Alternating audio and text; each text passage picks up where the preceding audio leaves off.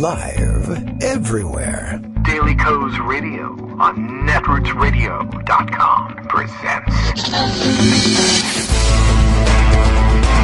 David Waldman, Kagro in the Morning Show.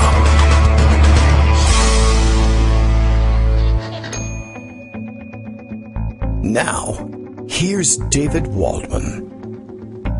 Hey, good morning, everybody. How you doing? It is Thursday, July 18th, 2019. Time for yet another show. There has been another Nuremberg rally since last night, and so we have that to cover.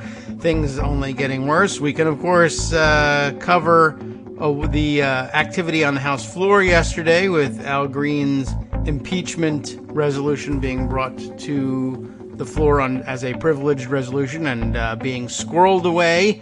Oh, I wonder if is that an offensive term for you, Bill, in Portland, Maine? Say something is squirreled away and refer to it that way. I know it's unnecessary aspersion cast on your squirrel American friends, so I apologize for that.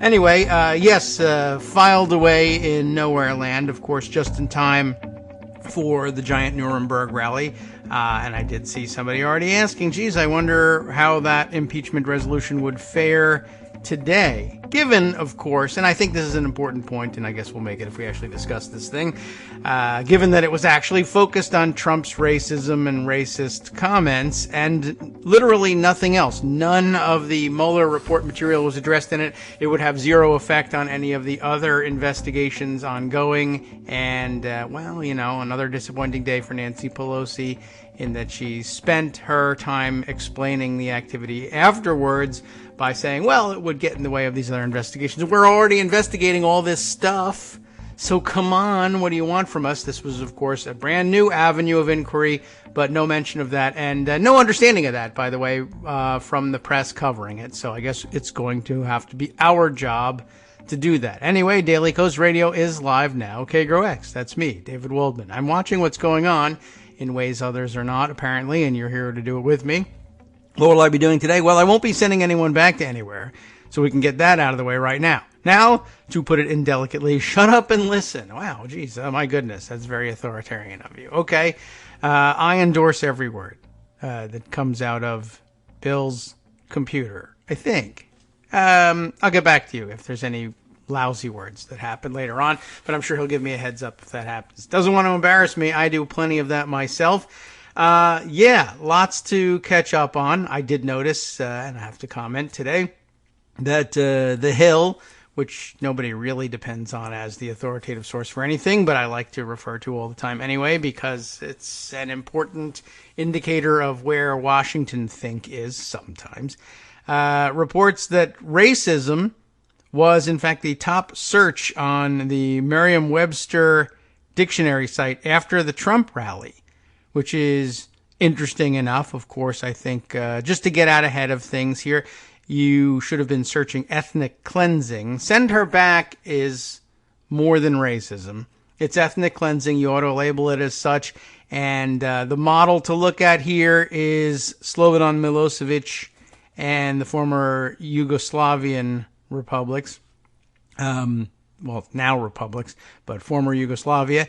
And in fact, there's a thread about that, and I haven't read all the way through it, and it has names that I'm not going to be able to pronounce, but we do see somebody else ringing the same bell, and I retweeted it so that you could take a look at the thread. We'll set it aside for now because there's roundup business to be doing. Oh, I see they've redesigned the Twitter page, the web-based Twitter, in ways that I will, I'm sure, find annoying, and probably the rest of you already have. We'll save that discussion for a different time, possibly today. We could spend the rest of the day complaining about a Twitter redesign. It's probably an easy thing to do. But at any rate, Greg Dworkin has, a whopping 29 stories lined up. Well, I don't know how many of them are all distinct stories, but lots to talk about. The same story. Oh, okay. So 29 instances of Trump's racism. It's another one of those days where I find myself wondering whether I have to run my tweets through the Secret Service alert filter and say, I'm merely angry, politically speaking, about what Donald Trump is doing, and I wish he was not the president. And I have to hold back. That happens daily. Yeah. Merriam-Webster actually had a tweet about the Nuremberg rally yesterday. They said tonight's top searches in order from Merriam-Webster are racism, socialism, fascism, concentration camp, xenophobia, and bigot. I mean, it's a good list. It's a nice list. It covers it pretty well. If I you do saw have any my part of new the rally. I didn't. Thankfully, I just saw the reporting on it. But yeah, it sounds like it was about right. I do have my nomination for a new search term. We'll see if it catches on. Yeah, I saw the shrimplety cliplets there. I mean, I watched the chants, and that's about it. I couldn't really stand anything else. But it was pretty un-American. Yes. To say the least. But let's start with a couple of different things. I'm actually going to take you across the pond to merry old England.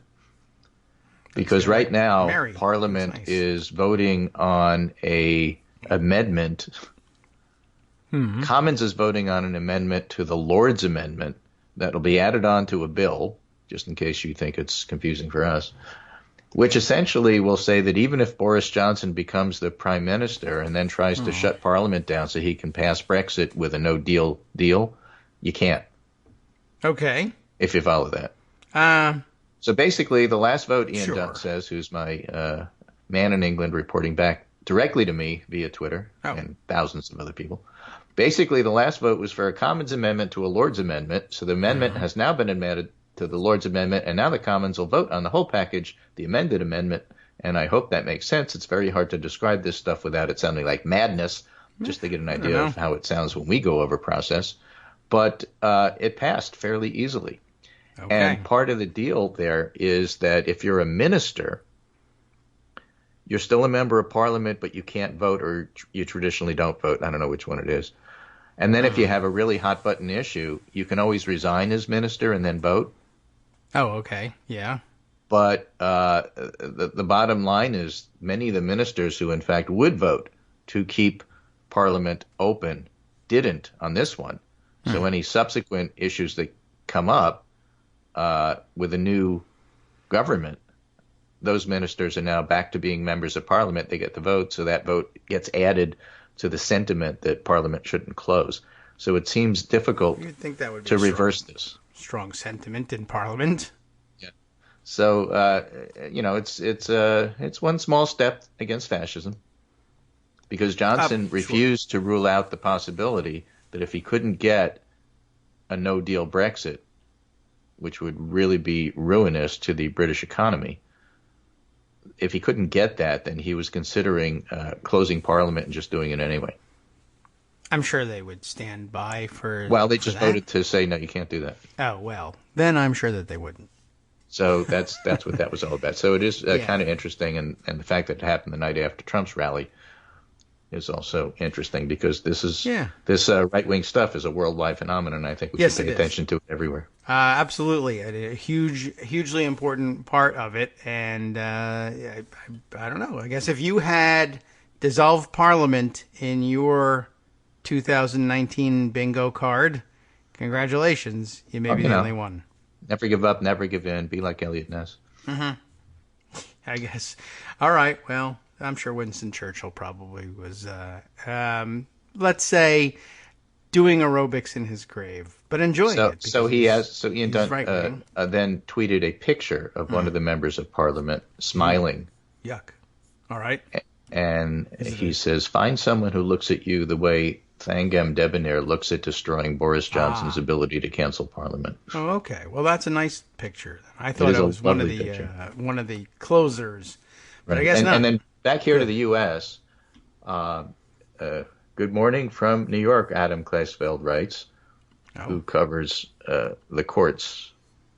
And he says, good morning from New York. A federal judge issues his ruling on Jeffrey Epstein's bail application in court at 11:30 Eastern Time, and Michael Cohen's search warrant materials related to a closed campaign finance probe to be unsealed at 11 a.m. Okay. Well, at least the judges there's apparently a lot of information in there, 2,000 pages at least. So And there was a little fight about how much of it should be redacted, and the judge says hardly none of it. Yeah, at this point. So it'll be interesting to see what's in there. Right. I plan to read Trump it at a rally. Trump is not an unindicted co-conspirator, but he may well be a third-party mention. Okay. So that'll be of interest. But, the big story, of course, is the Nuremberg rally last night, and Trump's revving up the crowd to ask an American to go somewhere else. And it was pretty nakedly racist. Yes. And, it's of course, the Republican Party is all in on it because they refuse to say or do anything about it. But I was watching some of the neutral reporters get kind of worked up about this yesterday. My, oh, my. Particularly Ron Brownstein. Yes. Who had a lovely set of tweets. If 20 high school students chanted this at a classmate, how many would be expelled? If 20 employees yelled this at a colleague, how many would be fired? If 20 Army soldiers aimed this at a platoon mate, how many would be discharged? How much of the U.S. will accept this as a new standard? And then he went further, of course, being Ron Brownstein. So he started contacting all the experts he knows in these various fields. Randy Weingartner. What do you think about what happened if this happened at school? And then some generals. What happens if this happens in the Army? And so on and so forth. Trying to make the point that there's laws that say you can't do that. Yes. That apply to everybody except Trump, and the only reason it doesn't apply to Trump is because Congress says it doesn't. Yes. Well, you know what you can't do to a sitting president. Yeah, and all of that. But really quite compelling. And then Ruth Bengott, who is an expert on fascism, was asked about this. I want to read Scott Stedman, who is from Forensic News. Didn't he used to be on NPR or something? His name is familiar. Okay. I don't remember. Anyway, I want to read Ruth Bengott's thoughts on the sender back chance, and Ruth writes, here's a few. He's trained them so well that they turn his latest hateful thoughts into campaign slogans. They enjoy the thrill of being able to express hatred sanctioned by the leader, that's in capital letters. I was just writing about this feeling among Nazis. Oh, well, easy to do. Younger writes, another way to dramatize the Mueller report would be for the House Dems to stage nationally televised hearings day after day. The Democrats have to learn how to stage a spectacle that engages the country and tells the real story. And she says, I was just talking about this. We concluded the same things. That would be a good idea. Yeah, they had that chance. Adam Serwer says, this ritual is only going to get more grotesque. And Ruth writes, well, Trump needs his base to be as intimidating as possible, to make people feel too frightened to protest, to sue him, to expose his crimes, to fight back. He needs this because he knows he's guilty of a whole host of crimes. Recourse to racism and thuggery is a sign of weakness. She is a professor of history and Italian at NYU, and an expert on authoritarians, fascism, and propaganda. So that's what she does. Wow. So it's quite interesting. Yes. And more than interesting, it's funny because there's two ways to look at this. Of course, it's the right and wrong of it, which many of us do, and there's the politics of it. Yes. And what was interesting is to see the people who get paid for a living to not understand this. Yeah. Understanding it anyway. Like Hugh Hewitt, for example. Oh. Who writes, send her back. I mean, he's paid not to understand this, but somehow he's understanding it. On a check? Send her back is a nativist terrible chant, also electoral suicide. There's more than 400,000 naturalized residents in Pennsylvania, 200,000 more in Michigan. Trump won Pennsylvania and Michigan by 11,000 and 44,000. Yes. So this is terrible. It's nativists and Catholics, by the way, remember. Catholics remember? Well, back in the early part of this century, they were the ones being told to go back. The Irish, the Italians. Yeah, okay. Even Scaramucci said, this is really racist, and I don't understand this. Yeah. Again, it's interesting because these are the guys who are paid to not understand it. That's true, of course. And it's too much for them. Kellyanne Conway made a distinct point of letting us know that it was okay for her to inquire about reporters' ethnicities because she was Irish and Italian. Yeah. And just some people don't remember, I guess. Yeah, well, I'm not interested in what she thinks, and I'm not interested in what Sarah Huckabee Sanders thinks. I don't think they're quite ready to tell the truth yet, but there it is. Harry Enton notes, Trump's swing voter strategy, and he's more id than anything else, isn't to win them over. It's to poison the well for the Democratic candidates and win a lesser of two evils race. That's what he did in 2016. I mean, the whole thing is trying to win the way he did in 2016. And then rely on high turnout from whites without a college degree, followed by pulling an electoral college popular vote split, again, like in 2016. So there's a lot going on there in that, says Harry. And no, I don't think it'll work. He could incite higher turnout from non-whites for one possible complication. But it's not lunacy. In other words, there's a plan behind it. That doesn't mean that his blurting out racist stuff and then trying to build on it now was the plan all along. I think, my Lord of the Rings analogy on that is sometimes Sauron strikes too soon, even though that was always the plan. And so what happened is I think he's kind of blurted out and made a mistake about it and then said, all right, well, cat's out of the bag, might as well go all in. That was going to be the plan for a couple of months from now anyway. I was going to do this after the summer, but let's do it now. All right. Well, it is lunacy, so that's wrong. But I think what he means is it's so crazy it just might work, I think is the line he's looking for. Yeah. So he thinks it can again. I think pulling the trigger early, I don't know, there might be a little bit of, hey, this isn't sustainable backlash, but golly, we'll just have to see. Nor are the four people, and especially the one person he's targeting, Omar, running for national office. And that's a big deal. And they don't have 20 years of softening it up for Hillary Clinton. And by the way, it didn't work for Ed Gillespie in 2017 in Virginia, and it didn't work in 2018 in terms of the caravans for the House as a whole. But, hey, let's keep fighting the last battle because that's what generals do. Well, you know how he's they're brilliant. They're so brilliant they're going to fight the last battle even though the terrain has changed. Yeah, Trump is not an adapter by any means. The whole, his whole shtick is he's stuck in the 80s with most of his personal life and stuck in I don't know what time period it is with his political views. But yeah, not an innovator. True. Right. So Ian Dunt, in response or partial response to the question I asked him, says, let's be clear about what that British vote means. Even if the bill passes, it will not stop no deal. It will simply mean that if Boris Johnson tries to cancel Parliament, MPs could come and sit anyway. Okay. And in that context, sitting despite attempts by a prime minister to cancel Parliament, it's very likely they would vote to stop a no deal and force Johnson to seek an extension. So it doesn't stop no deal, but it gets us close to being able to stop prorogation if Johnson were fool enough to try it. What's that? Prorogation. We'll have to look that up. Yeah. Does that mean dissolving or forcing? I think so, yeah. We don't have that, do we? The action of discontinuing a session of a parliament or other legislative assembly without dissolving it.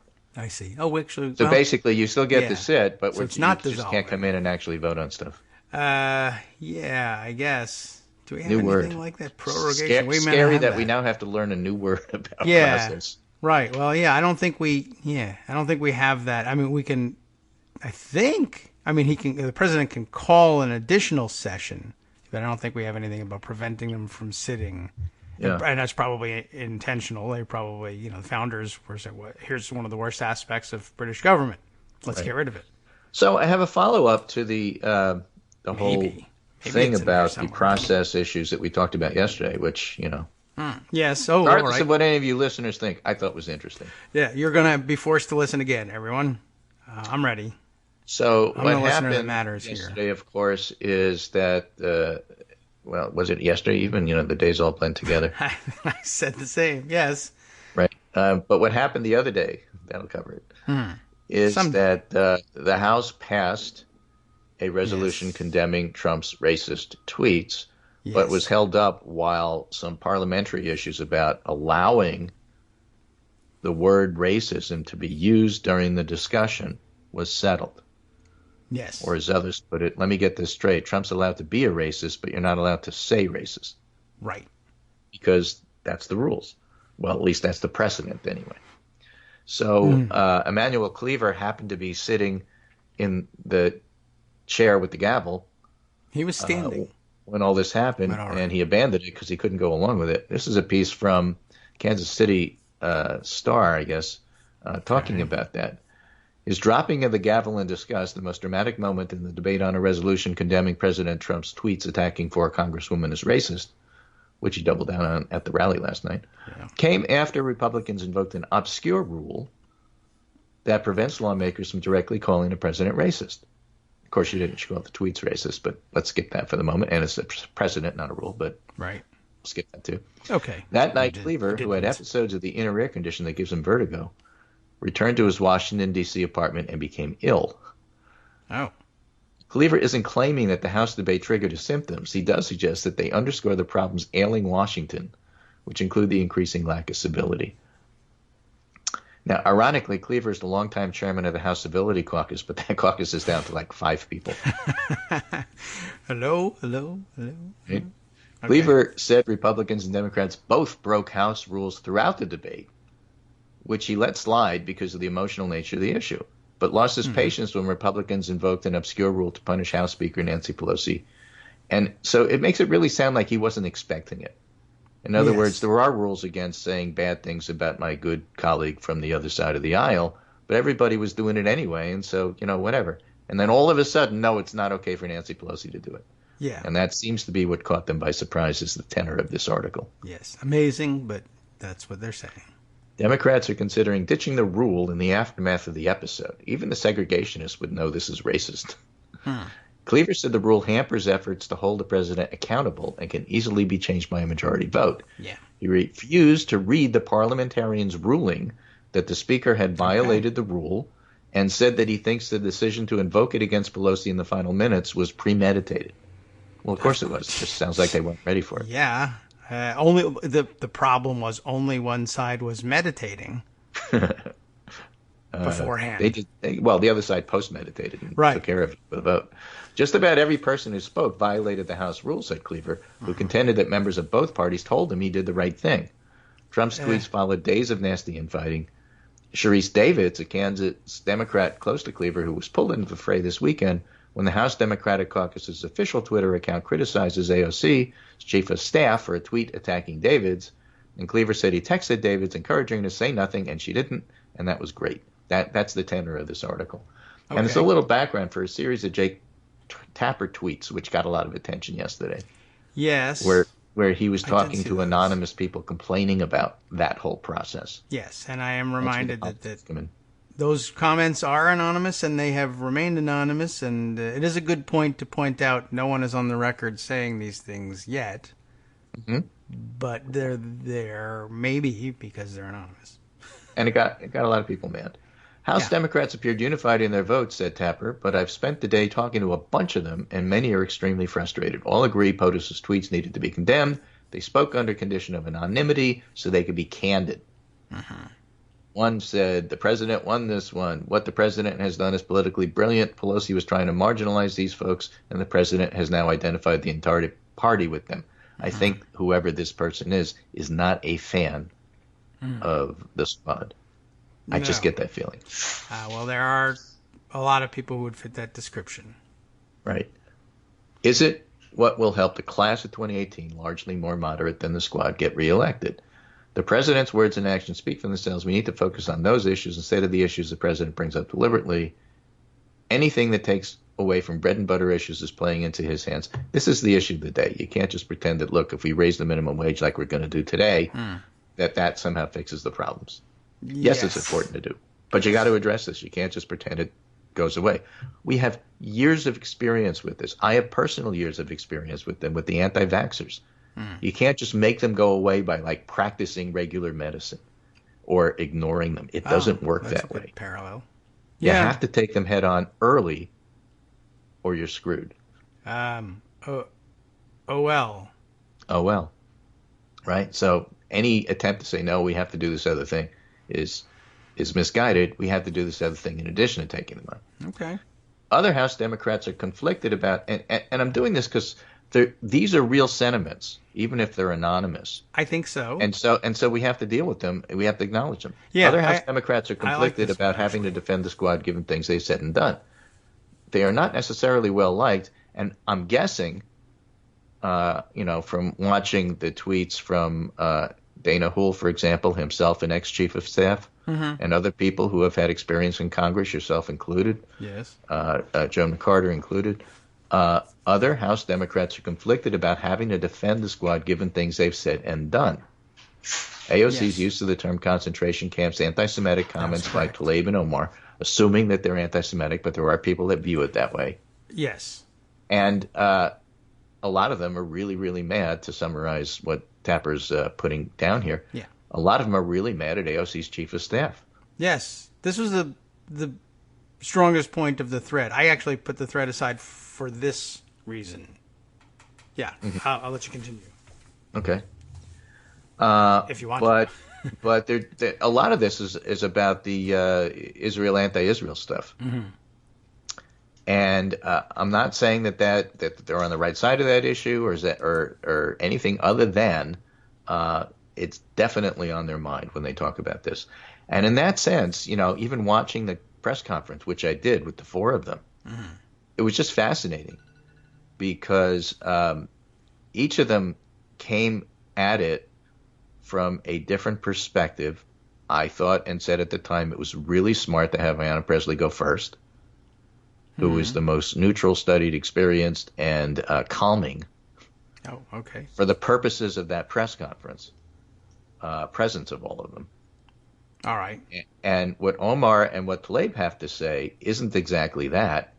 And AOC was not in the least bit inflammatory. But she did very well too. It's there's definitely truth to the fact that they strike a nerve with people. It's confrontation versus conciliation. Yeah, I mean that is an important part of it, and I think it was. I think we have the same approach to it. It's not. I'm not validating those feelings necessarily, but exactly. Are they there? I'm not validating, but they are there. I believe. Yeah, though no one Summing has it gone up, on record. we were there for them. They should stop attacking us. Well, there's some of that. Hi, it's me, David Waldman, your host for Kagro in the Morning, with a brand new interruption to say thanks to all of you who support the show. Remember when I told you that our average monthly donation was about $7, for which you were getting 2 great hours of news and entertainment 5 days a week, and how that came out to about 70 cents an hour? That's a pretty good deal, except it's wrong. The math actually works out closer to 17 cents an hour. It is hard to beat a deal like that, and even harder to send your kids to college on. Thankfully, Patreon.com makes it easy to make that work. Patreon, Patreon.com, is the simple, secure way to make recurring monthly contributions to support our show. Just search for me or the show name on the site, and they make it easy to crowdfund the show so that the power of our numbers can keep the show going for just a few bucks a month. Once again, thanks so much for all your support.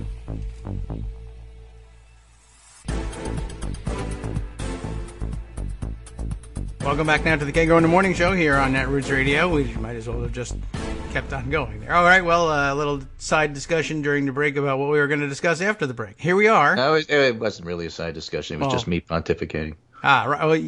Well, I didn't want to say you were wasting your effort because now you're going to have to do it again here. Well, we finished with House Democrat summing it up anonymously, Anony Mouse.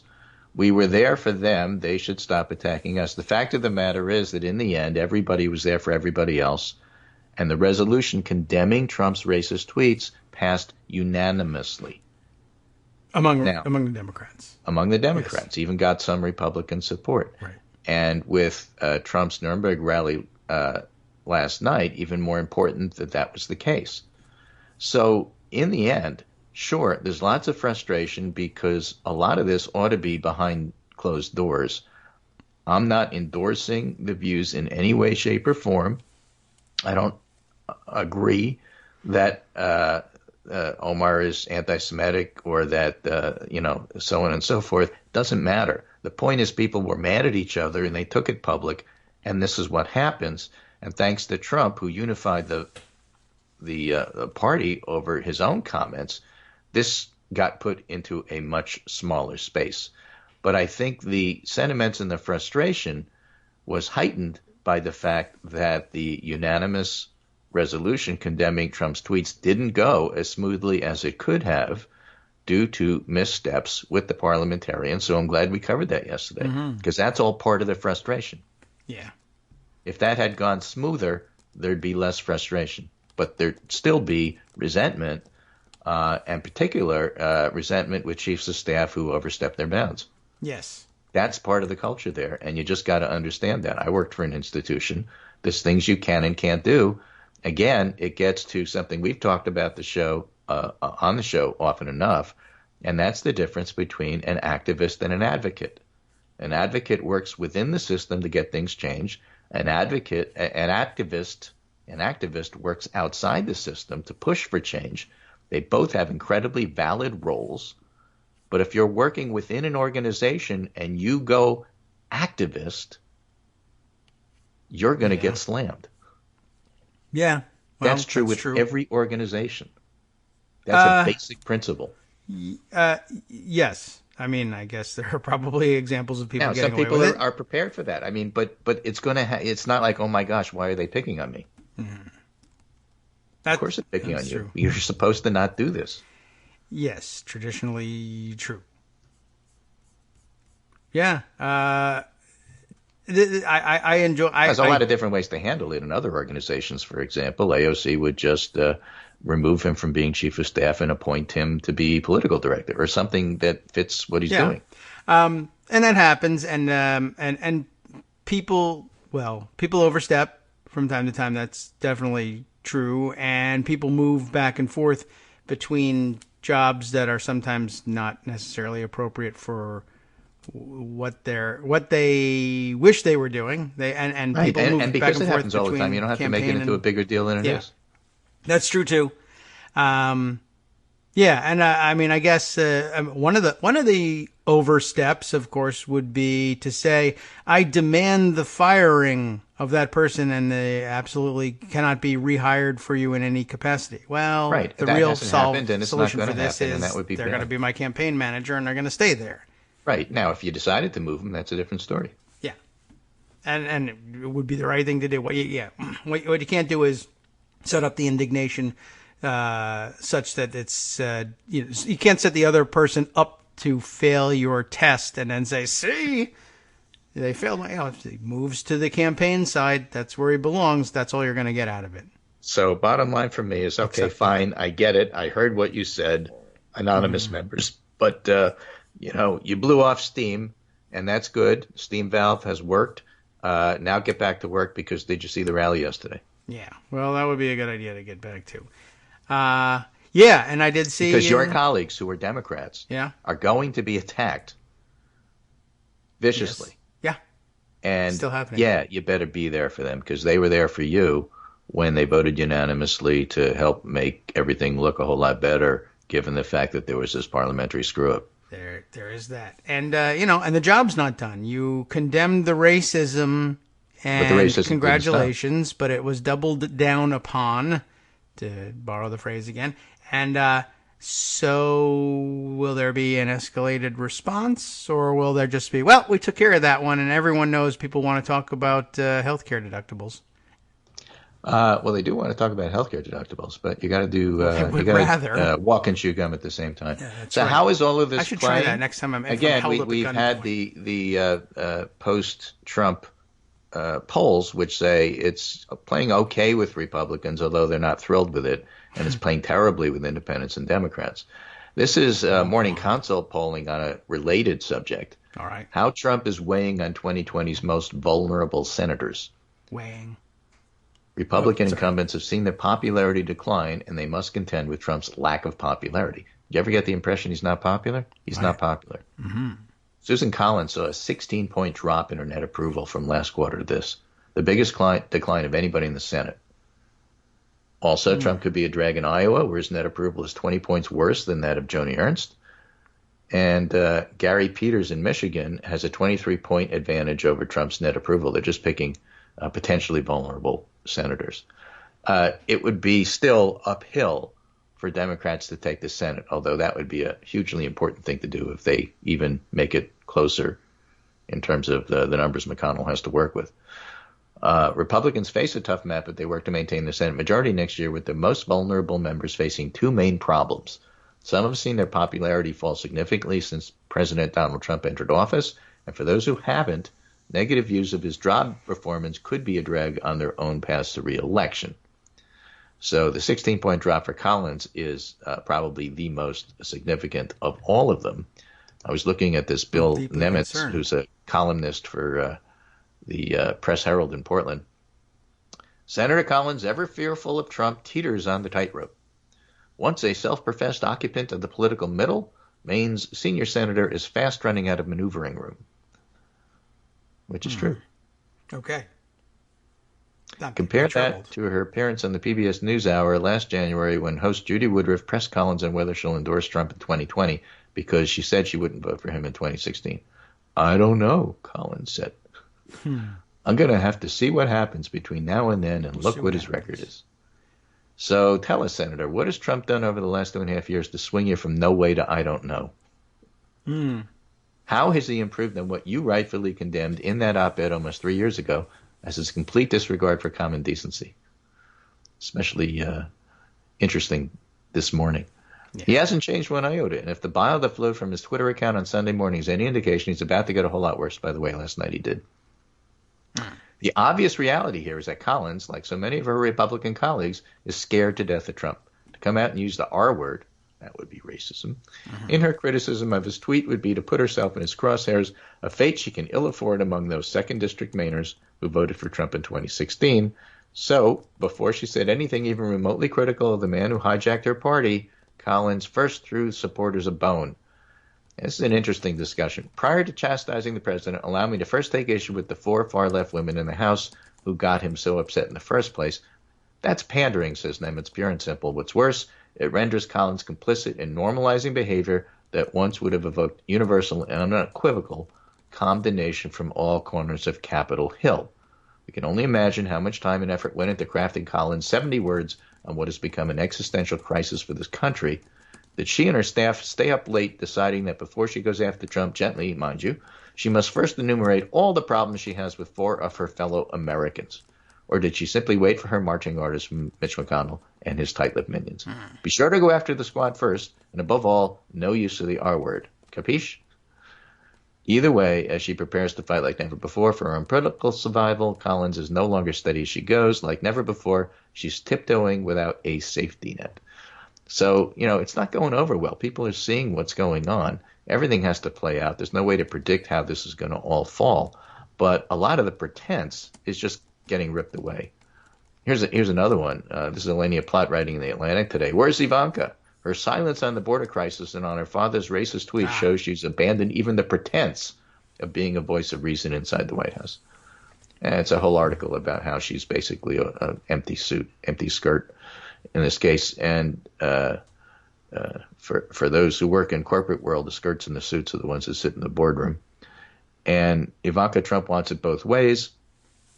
As a senior advisor, if something good happens, she gets to take credit. She gets to go to North Korea and walk over the border because she's really important. But ask her about anything important like the tweets, and it's like, well, that's not my responsibility. I'm not president for all women. Why are you asking me? I'm just his daughter. Yeah. And that's been her shtick the entire time that she's been there. Now, none of the people outside of D.C. accepted that. But apparently for reasons that have to do with access and whatever, and being a courtier, a lot of people in D.C. pretended that was the case. But you can't anymore. Because Trump's perhaps premature, but in any case planned assault on decency is forcing people to take sides, be it Susan Collins or be it Ivanka, be it the voter. I guess so. Eventually, you'll have to take sides, but that's still 16 months away. Yeah, but what you can do in the meantime, there's always stuff to do, and it's important to do, is, of course, to make sure you yourself are registered and make sure that people around you who you have some good way to persuade, again, going back to the vaccine issue, the way to persuade people to get vaccinated is to have a trusted source talk to them about it. And that doesn't necessarily mean the media.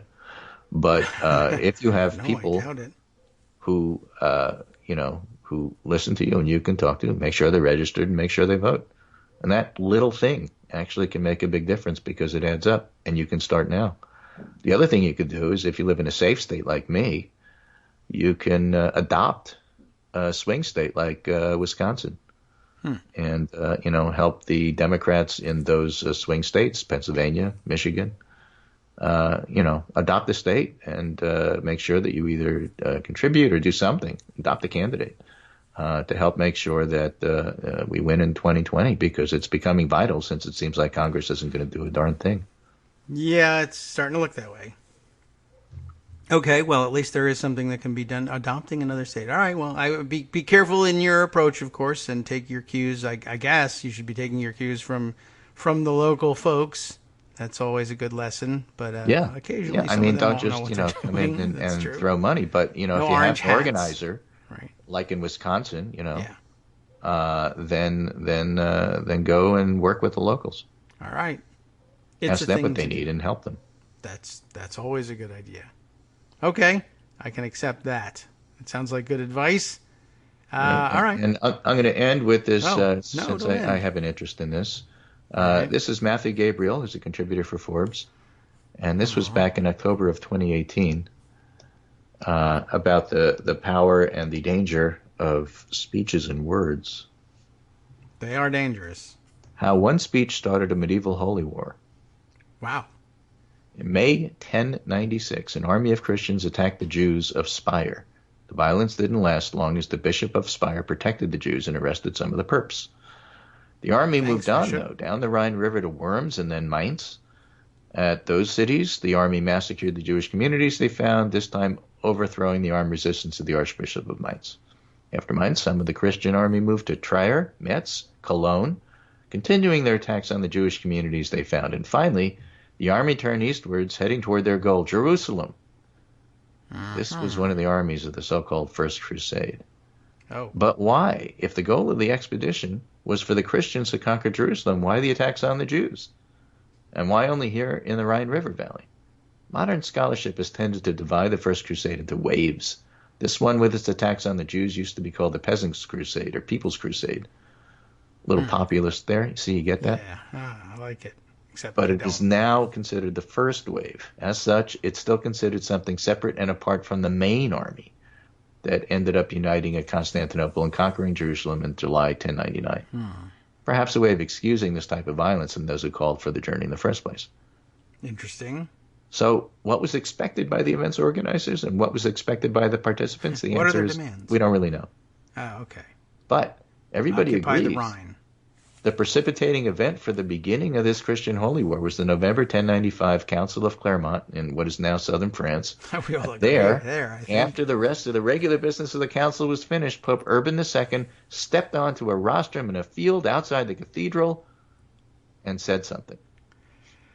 It was Latin. Nobody understood. Well, right. 5 versions of the speech survived. None can be trusted. It sounds like Kellyanne Conway and Sarah Huckabee Sanders were working that day. Right. Although some of the authors may have been at the council, all 5 versions were written no sooner than 12 to 15 years after the event. That's the way history works. You got to have contemporaneous stuff, or what you read later is kind of a sense of what they should have said. You remember that thing? You should write that down. Yeah, well, it's kind of like the notes after a meeting. The official minutes. They say what we wanted you to think that you should have said, as opposed to what actually was said at the time. 12 to 15 years later, certainly problematic. Okay. And after the capture of Jerusalem and the massacre of its Muslim inhabitants in 1099, everybody got it. I'm thinking of many of the meetings, the contentious ones I've went to. And then after the meeting, when it's formally written up, it says, after discussion. Yes. After discussion, that guy had his hands around her throat. What are you talking about? After the discussion, the Muslim inhabitants of Jerusalem were massacred. So because writing history in the European Middle Ages was much more concerned with capturing truth and recording facts, the beginning, the speech, was reshaped to match the conclusion, the capture of Jerusalem. In other words, these versions of the speech are the author's own explanations about why the military campaign was successful. They tell us very little about what Urban II actually said. But from other sources, we can piece together that message's general outlines, but little more. He called for peace among his audience, for them to unite against the common enemy, pagans, enemies of Christ, to defend their fellow Christians who were under threat, and to retake a place that was rightfully theirs. But just understanding that isn't enough to understand why this First Crusade happened. Urban II's audience had to be willing to act on that call and to respond in a certain way, and they were. Wink, now, wink. If you're getting the idea Wink, that there yes. are parallels to That's what we Latin. heard last night, you should. That's why I'm reading this. The Crusade, Holy War, only happened in this instance because speaker and audience were on the same page. Calls to violence became actual violence only when actors are prepared to act in certain ways. To put it another way, speaking opens up a certain set of possible actions, but the audience decides which among those actions to do. The aristocracy of 11th century Europe was indeed prepared to kill in the service of the right cause, and this was the right cause for many of them. They fought for family, themselves, certain types of warfare in defense of the defenseless, and could even lead to salvation. So those calls in its general outlines sit squarely in the center of those concerns. The warriors could do what they do, protect their fellow Christians, defeat evil, reclaim land that was in their minds theirs. It's no wonder that such a flexible message was understood by some as a call to attack the Jews. As well as the Muslims, yes, as it says here. Right. So we're not sure. So a call to take back Jerusalem from the Muslims And send them back. Was understood as a call to attack the Jews on your way there. Like, if you're already going to the store. If you're going to keep it simple and say, take back what's ours, Yeah. well, then anybody they who has do, something right? I don't have The Rhine must be them. So we'll take that too. Right? In the end, Urban's preaching tour inspired men to leave home, walk 2,500 miles to Jerusalem, kill people they've never met and hardly heard of before. Urban and the rest of his preachers may not have intended for Jews to be massacred, but they were, just as the Muslims of Jerusalem were in 1099, and they were massacred because those words interacted with their audience to open up a field of actions. So it's sometimes argued that calls to violence are simply rhetoric, that they're just language. But words have meaning. Language and the ideas it conveys influences actions. There's much more to say about later crusades, but it's not too much to say that words made the first crusade. And, of course, they made that massacre of the Jews. So the idea that what we saw last night doesn't really matter because it's all theater is just wrong-headed. It does matter, and that's why people were so upset about it. That is, and that's my story, and I'm sticking to it. You have to. It's a very old story, and you can't change it now. That's cheating. So, all right, yeah, that is extremely interesting, and I'm actually interested in another aspect of it too, which I assume he considers and discusses in longer treatises. But yeah, I mean, it seems easly He's understood. my Twitter friend. Ask me and I'll ask him. Oh, okay. Well, I mean, I'm sure it's the case, but some portion of the crowd certainly understood. Take back what's ours as well. Are the Rhine? Was it the Rhine? The Rhine Valley is ours, and there are Jews living in it, and they're not Christians, so we'll get rid of them on the way there. But also just basic medieval military and governmental operations. You're asking people to walk to Jerusalem. They will have to be able to pay for that walk and eat along the way. And one of the things that would be extraordinarily unpopular would be if they need the food. In the medieval times, you would kill the people who had the food. Bodega, right. Yeah, right. So you kill the people who have the food or money and eat and live on that. Well, if they are Christian Rhinelanders, that's not going to go over well either politically or for the morale of the troops who are going as Christian soldiers. So what else have we got that also has food or money we can steal? Oh, Jews. Well, that's okay because we're going as Christians and we're going to kill Muslims. So certainly no one's going to pay attention to the Jews in the middle of that fight. We got to eat. God says so. So that's what they did. So some were saying, oh, this is fantastic. What a great opportunity to get rid of Jews along the way. And others were saying, I'm hungry.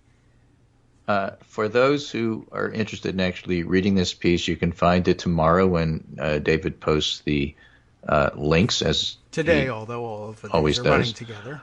But it's from Matthew Gabriel, Gabriele, and it's in Forbes. And it's called How One Speech Started a Medieval Holy War, if you just want to Google that. Yeah. So it's a really good piece. You should read it. You should read it. And with that, I think I'm done for today. I think the rest is yours. All right. But it's been an interesting couple of days. I think so. And it'll be interesting again tomorrow. And also it's going to be extremely hot, which means all the climate deniers will be quiet and we can focus on the racism. Yeah, fair enough. Okay. This is Greg Dworkin. I'm speaking with my good friend David Waldman Kagro in the morning. And I'll be back on Monday. And we'll chat then. Very good. I think, right? Unless something else happens that we don't know about. Yeah, I think that's a good thought. Chances are news will happen. Mm-hmm.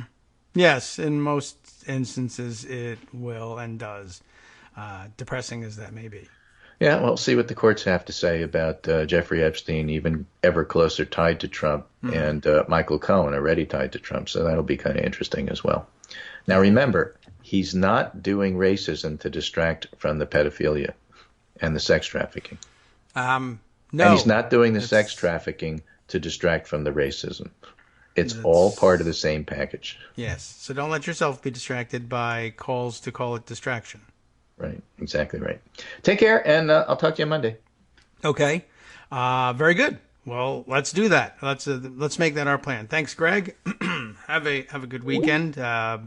Crusade carefully and gently and with consideration for your fellow travelers. Okay. Wow. So let's see. Where do we want to pick up? I will begin just briefly by talking a little bit about the parliamentary aspects of what happened over the last couple of days. I mentioned, where should we start with it? That I can go back to the Jake Tapper tweet thread, maybe, just as part of it was interesting to me. I put it aside in pocket as well for slightly different reasons. The part that Greg read is the key important part, focusing on the politics of the rift, such as it is, and how it was addressed in the context of taking on Trump's racism.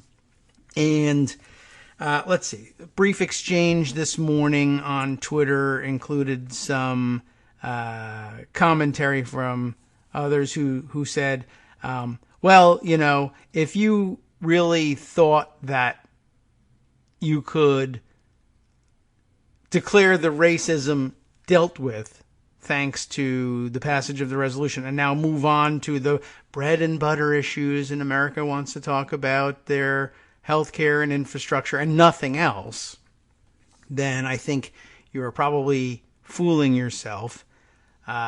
This is going to have to be dealt with. That's Greg's message. It is the message of, well, let's say, I think it was Dark Side who was mentioning this. I was just saying, you know, I am already seeing the stories being reported that there's comments from the House caucus peanut gallery and possibly from the leadership, because we don't know because it's all anonymous, that it's actually, we're doing Trump a favor by lingering on this. This is a bad idea to talk about, and we need to move on to those bread and butter issues, and everyone wants to talk about insurance again. And well, like as Greg pointed out, well, I'm sure they would rather be talking about their insurance, but they also most people probably recognize that this needs to be dealt with and that we can do both at the same time. And then I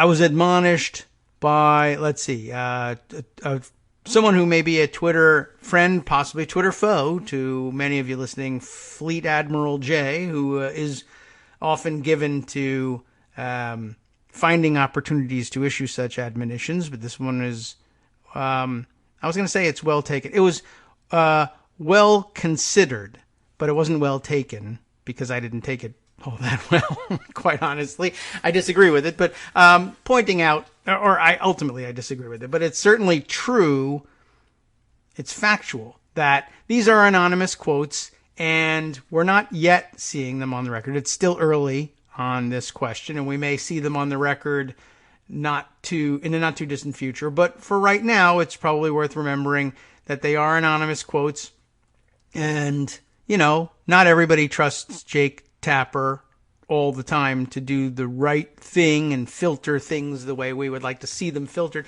Though I think, generally speaking, everybody trusts that Jake Tapper wouldn't fabricate anonymous quotes. I mean, I guess anything's possible.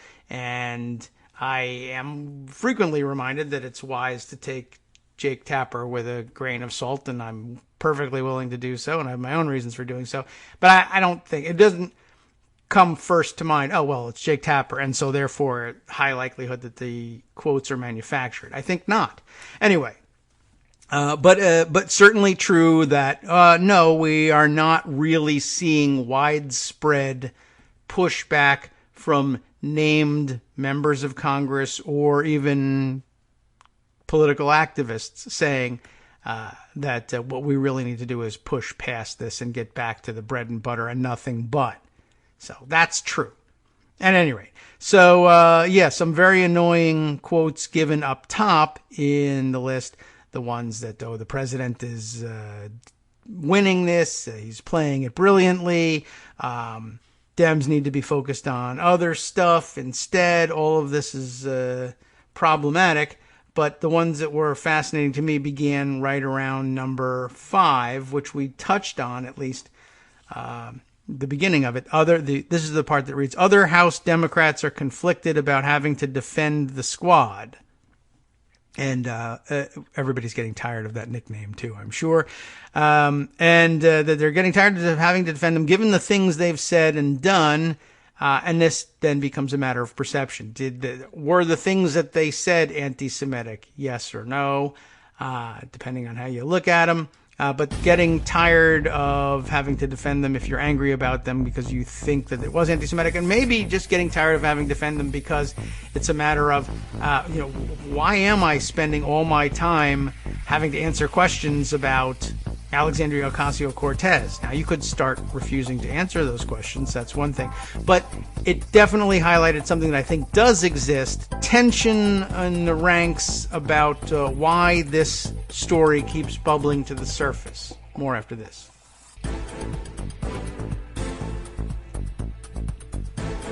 Welcome back now to the Kagro in the Morning Show here on Netroots Radio. All right, so we'll continue with some of this discussion. I guess what I wanted to do was continue with the reading of the Jake Tapper thread to see if there's more that we can pull out of this. I also have this comment from Michael Musson, and I think a couple people have expressed some agreement with, saying the squad is causing more of a generational divide than an ideological divide. More of, right? So that's how it's being framed, and so I think we can all agree with that. That doesn't mean that there isn't also an ideological divide, just that it is smaller and less impactful than a generational divide being claimed here. So the squad's causing more of a generational divide than an ideological divide. Below a certain age, and it isn't all that young, and people are in nearly complete support. I would hope that that's true. I hope that there's a solid block of complete support somewhere for them. So, okay. And I think that's worth keeping in mind, too. I'm trying to think about where I think the dividing line falls, but maybe we'll wait until we get into more discussion of different aspects of this. So, there was the complaint that other House Democrats are conflicted, and that's important, too, we'll focus on the word conflicted here, not other House Democrats have come down on the side that they are angry about this and feel 100% justified about having to defend the squad. They are conflicted. They see the necessity of it, but they are also annoyed by it because there are times when they think, hey, I think you're really at least partially in the wrong here, and yet I know that I don't have the luxury of being that nuanced about it. I am going to have to either come out in support or vote in support or vote somehow to back you up for the sake of the larger Democratic caucus and purpose here. So, House Dems cited talk of supporting challengers to incumbent Dems in primaries. That's a real thing. AOC's use of the term concentration camps. That is also a real thing about which she was right. and anti-Semitic comments, as they put it here, by Tlaib and Omar, about which there is a great deal of controversy and disagreement as to whether or not they were in fact anti-Semitic. But that divide is there. So that was interesting. I don't know if he meant to put it in this order, but that's roughly in order of, well, there's really not much disputing that they talk of supporting challengers to incumbent Dems in primaries. Now, you can dispute whether or not that's a wise thing, good thing, maybe not wise, but politically necessary, whatever. But it did happen and does continue to happen. And, that's politics. The second one in order here is, well, this did happen. She did say concentration camps. And there was, for some reason, widespread controversy about whether or not that was an applicable comparison to make. And then I think the most controversial of it, and the one on which there was the least agreement, whether or not the comments from Tlaib and Omar were anti-Semitic. Anyway, it's a real thing that we've talked about the various motivations of members of Congress and the personalities and the things that happen that don't get forgotten along the way, right? If you are in a position, maybe you're in this position because you feel of the rightness of your cause and the passion with which you pursue it. You're entitled to think so, right? But you are going to find yourself in need of backing up frequently. And you are perhaps persuaded at the outset anyway that people will back you up because it's so obviously the right thing to do and right position to be taking. And you might even be right about that. But at the margins, and there are always margins, there will be people who will come to have conflicts about, I can see that at this point, the only thing we can do here, the best path forward, even just for me and ignoring you, is to back you up on this to maintain democratic unity, to maintain democratic control over the proceedings of the House floor. But I am annoyed with you. You are supporting a primary challenger against me. And as a person, I'm going to take some offense at that, even though I understand that's politics, and I think I can survive that primary campaign rather easily. It's something that's that worries them and annoys them and angers them, and it's meant to, by the way.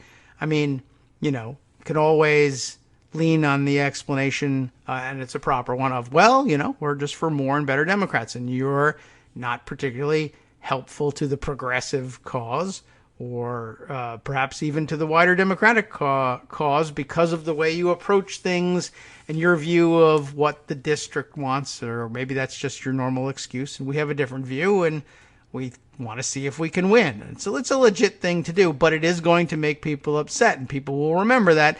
And at some point, even if they continue to do the right thing and have your back, there will be conflicts in their minds, and you don't want to compound them too often, because eventually the conflicts will overcome their instinct to do the right thing. Eventually it will become, you're still mostly right in this and you still deserve to be backed up, but I am getting a little tired of how often I have to do this.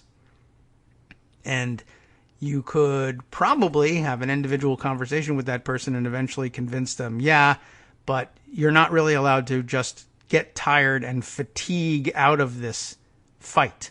This is too important. But logic doesn't always prevail.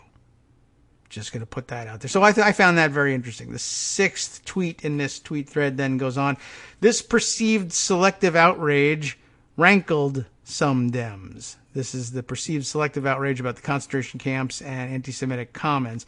Everybody was completely outraged by what the president said House Dem 3. Remember, all anonymous comments here. And everybody thought it was appropriate to criticize him. But this was the first time the House has taken action to criticize him in any way. We couldn't even bring ourselves to have a resolution exclusively condemning anti-Semitism uttered by one of those members. In this case, Omar here. But we leapt to their defense here. Now, personally, for me, I don't think it was a wise idea to have a resolution exclusively condemning anti-Semitism uttered by Ilhan Omar. So, that was the wise thing to do. And thankfully you did come down as you did as a group on that question. But there were people who were defeated in that fight, and they harbor this feeling. And there's more than one of them who harbors the feeling, hey, we went out of our way here to have your back, or to say, we feel like we're being put between a rock and a hard place. We're going to have to do something about anti-Semitism in general. Now we're going to have to condemn anti-Semitism in general instead of simply saying, you've made a mistake. Because we didn't want to embarrass you and show that there was some, any less unity among the caucus than we hoped people would believe. So, one, don't put us in this position again. And suddenly we are in this position again. And even if it's because of something Trump did, or even if it's because of something Nancy Pelosi did, we are in that position again, and it's getting frustrating. And we don't seem to be getting a lot of reciprocal support from you. That's the feeling that they have. Now, again, here I will point out, the reality of it is that the day before yesterday, I think it's still not a popular position among Democrats and even progressive activists, and certainly hasn't caught on in the press, which is remarkable because usually they love attacking Democrats and Democratic leadership wherever they can, but okay. But it's still my view that the day before yesterday, that resolution condemning the president's remarks was mishandled. Maybe badly mishandled. And you would be right to be frustrated about how it was handled, and it could rightly be termed a screw-up. The leadership screwed that up. And specifically, Nancy Pelosi screwed that up, not anticipating that Republicans would lie in wait for the highest profile Democrat they could get, and they knew Pelosi's speech was coming on this, that they were going to lie in wait and only selectively, invoke a rule, or rather a precedent that they put on the books very recently, specifically to protect Trump and to protect themselves from having to defend Trump.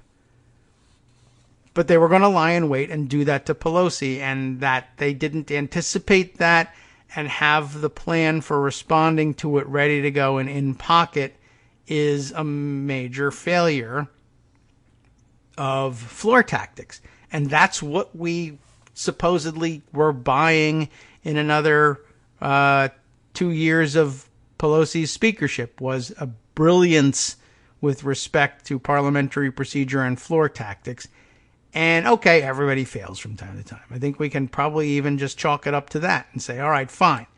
But a screw up it was nonetheless. And I'm not really even focused on the fact that I don't need for these purposes to be focused on the fact that it was a screw up. I can't really honestly say I'm not focusing on the fact that it was a screw up. It was, and I am.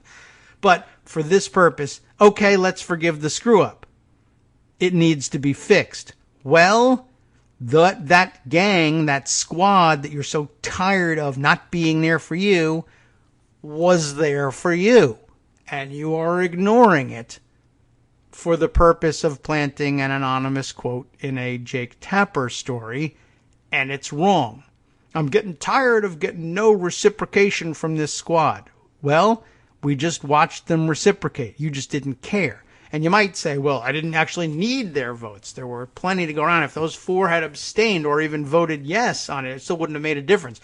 Oh, not in the outcome of the vote, but believe you me, it would have made a difference in the tenor of the anonymous comments, and many of them might not even have been anonymous, had the squad not done the thing that was necessary of them as Democrats the day before yesterday and voted to, overturn precedent, or in the layman's parlance, break the rules in order to prevent Nancy Pelosi from getting in trouble for breaking the rules. The rules that she warned everybody else, look out, they're going to be out there lurking to call you out, and never thought, oh, they might do that to me, which is kind of an amazing slip up. But anyway, so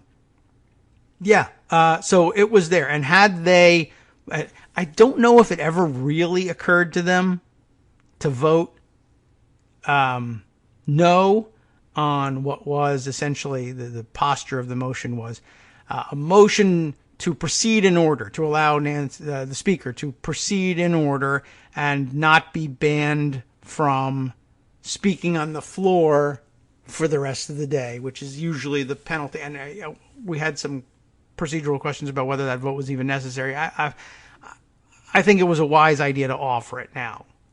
Looking back on it, you cover yourself belt and suspenders. But anyway, the motion was to allow the speaker essentially, first there was the vote to let her get away with that infraction by ruling that the parliamentarian was wrong. And then second, a vote to then let the speaker proceed in order, both of which the squad and almost everybody else among the Democrats showed up for and was okay with it. I'm not certain whether there was eventually, for a while there were some Democratic votes on the no side on that one.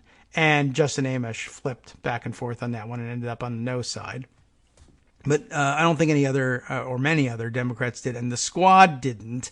So twice in a row they showed up for that. And I don't know if it occurred to any of them to say, it would be almost fitting at this point, given the attack that we have endured from the speaker of late, as well as from leadership-aligned senior Democratic aides, who might have thought that they were only returning fire in kind, given what AOC's chief of staff did, and you can go back and forth and ping-pong this forever, and then you force yourself to drop the gavel and abandon the chair like Emmanuel Cleaver did at some point. But they might have entertained the thought of, you know what, screw this. The speaker was really deeply personal with us, and look, the rule is the rule. It's black and white here. I very much dislike the fact that it even exists as a precedent, because it was set up artificially by Republicans to prevent normal people from talking about normal person type reaction to vicious racism from Donald Trump. But the rule is there.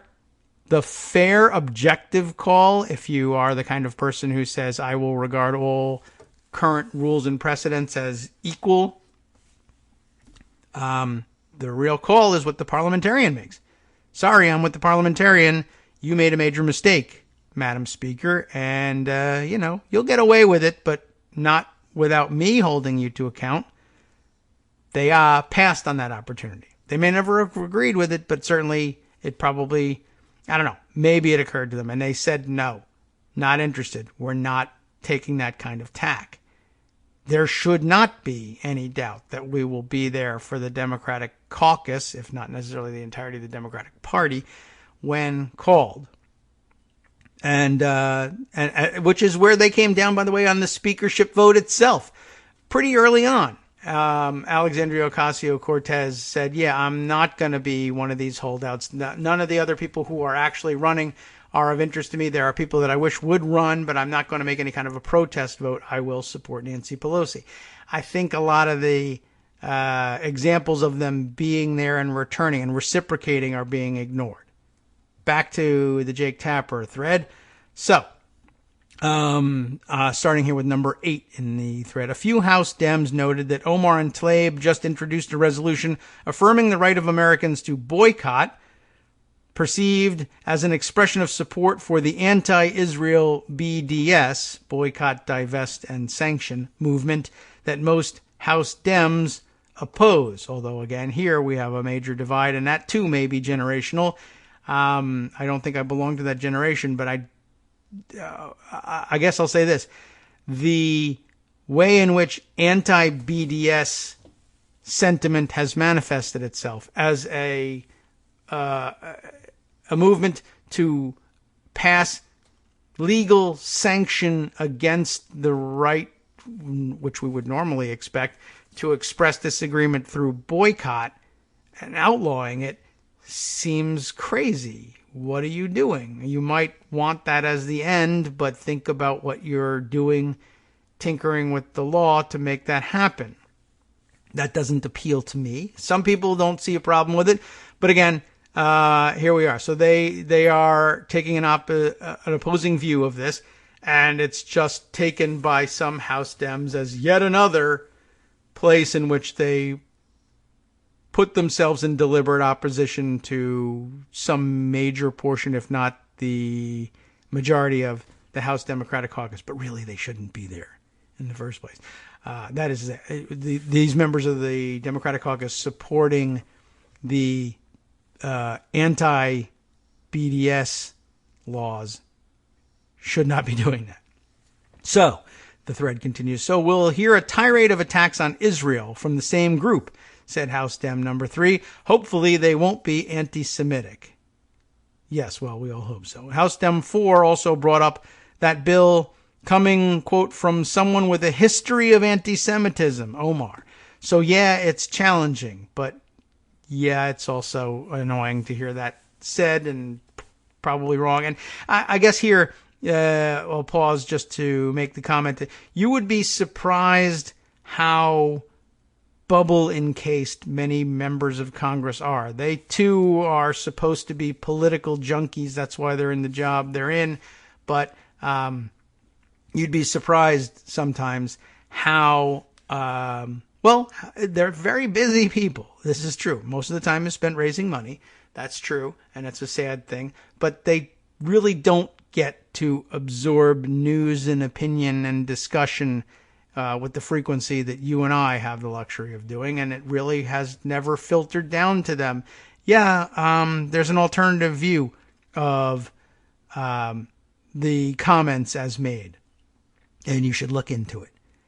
Number 10 in the tweet thread here, House Dem 4 recalls that, quote, less than 2 weeks ago when members of our caucus were trying to support funds for children at the border, major divide here, the squad was arguing that, quote, we're pro putting kids in cages, we're against human rights.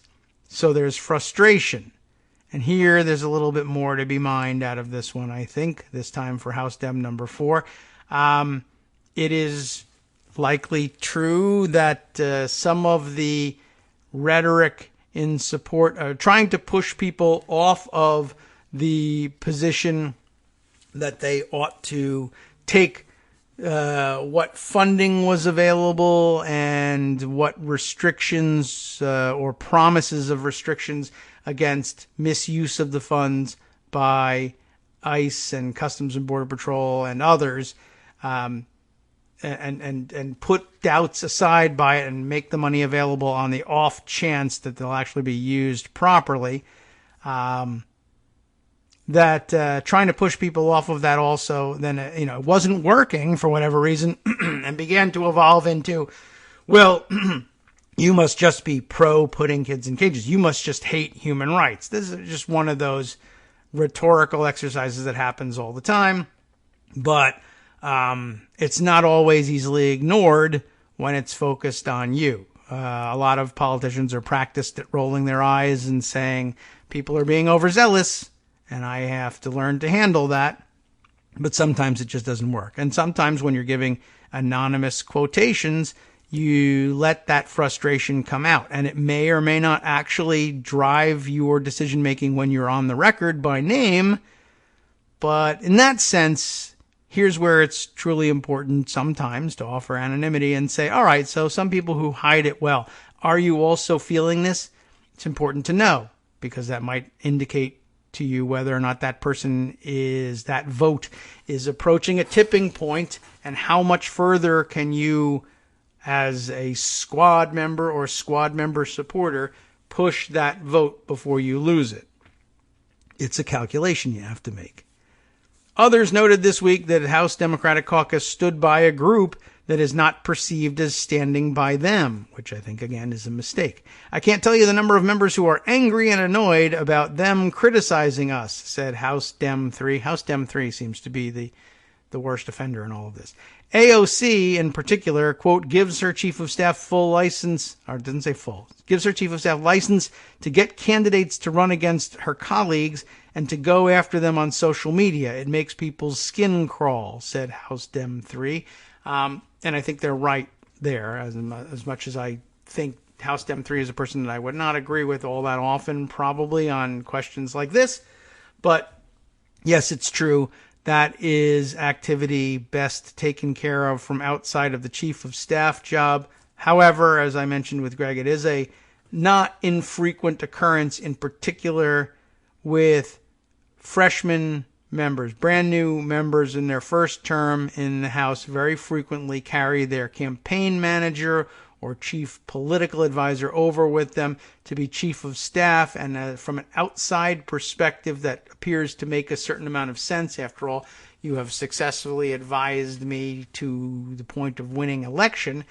And after all my work, despite the fact that you're supposed to divide the governmental from the political, it is in nature all political as well.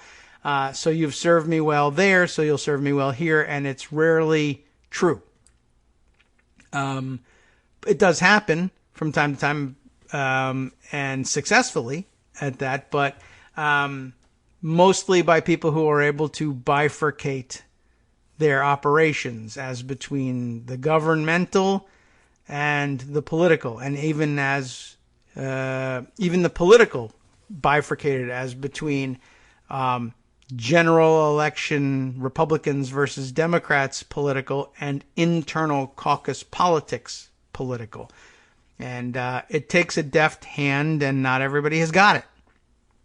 It's a big problem. That's actually where I think the thread ends, except for one more comment in number 12 here. House Dem 4 summed it up. We were there for them. They should stop attacking us.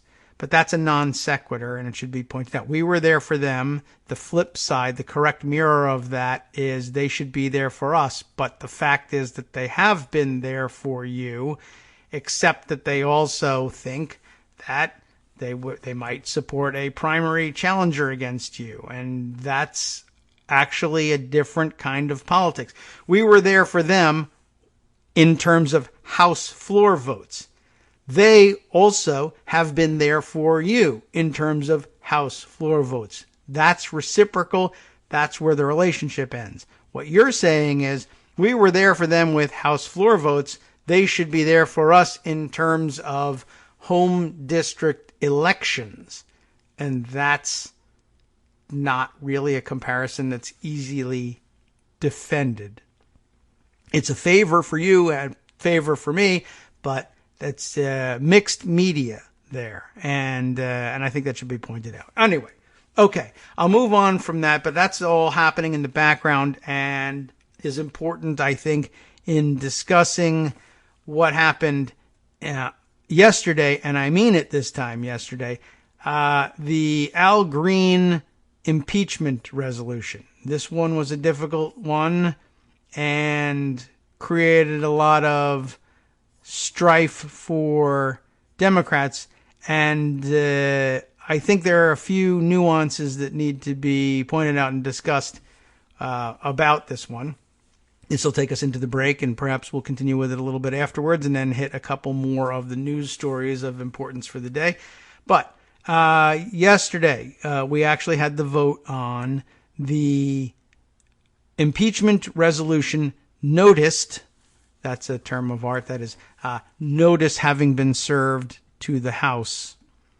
Noticed on, letting the days glide by here, Tuesday, immediately following the outcome of the vote on the resolution condemning Trump's racist remarks, Al Green gave notice to the House that he was going to make a privileged resolution, or a motion that he believed was entitled to privilege as a question of the privileges of the House. That's the basis on which he claimed privilege for his motion. And the motion was the consideration of the impeachment resolution. It's a complicated process, but if you want to go through it step by step, that's how it works.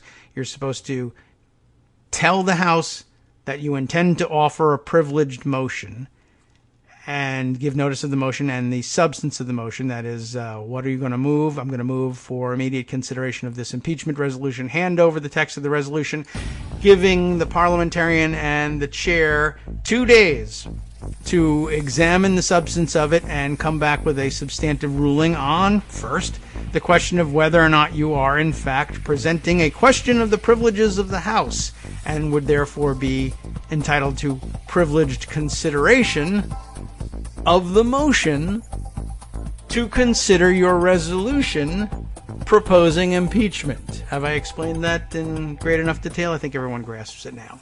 Hi everybody, it's me, David. Let's change things up from the old fundraising pitch for just a minute and talk instead about how you can be a part of our show. If you've got a smartphone or any other electronic recording device, why not sit down and record a segment for us? Read us an important article and give us your take. Or read one of your own original essays, or even just give us your commentary on something you'd like to share that's important to you. Then send the file to me at kagrox@gmail.com and I'll try and work it into the show. Short segments, a few minutes in length, are easiest to fit in. And of course, I can't always guarantee that I'll be able to play everything, but if you've ever shouted at your radio or TV about something you wish was being covered, here's your chance to change that. Make the show your own. Send your submissions to me at kagrox@gmail.com.